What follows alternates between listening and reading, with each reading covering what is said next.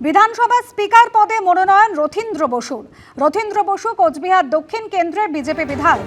আগামীকাল বিধানসভায় স্পিকার নির্বাচন রয়েছে। সর্বসম্মতভাবে স্পিকার নির্বাচনের জন্য আবেদন মুখ্যমন্ত্রীর। এটাই পশ্চিমবঙ্গের ঐতিহ্য, সেটা রক্ষা করুন। বিরোধীদের উদ্দেশ্যে বার্তা মুখ্যমন্ত্রী শুভেন্দু অধিকারী। পঞ্চম সেটে শঙ্কর ঘোষ প্রস্তাবক।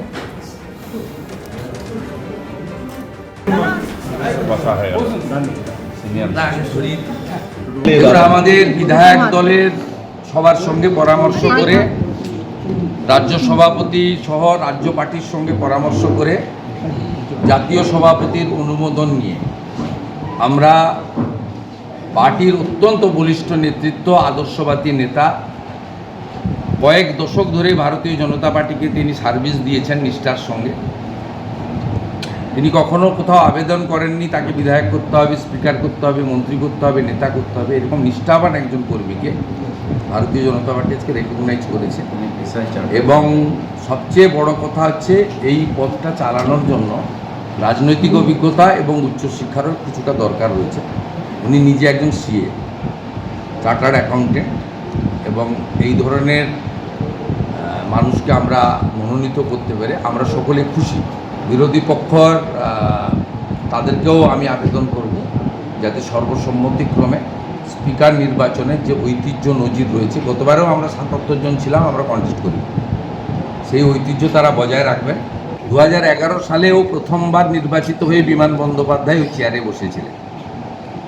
সেক্ষেত্রে তার রাজনৈতিক আনুগত্য এবং তিনি একজন অ্যাডভোকেট ছিলেন, এটাই ছিল পরিচয়। আজকেও ঠিক এই দুটো যোগ্যতার ভিত্তিতেই আমরা একে মনোনীত করেছি। তার রাজনৈতিক অভিজ্ঞতা এবং আনুগত্য, তার বিচারধারার প্রতি সমর্পণ এবং সিএ হিসেবে উচ্চশিক্ষা। খুব ভালো স্পিকার পাবেন। অন্তত বিরোধী দলনেতাকে 11 মাস বিধানসভার বাইরে ফেলে দেবেন। বিজেপির প্রথম সরকার এবং তার গুরুদায়িত্ব এখন আপনার কাঁধে। মানুষ আমাদেরকে পশ্চিমবঙ্গে বহু আশা করে নিয়ে এসছে।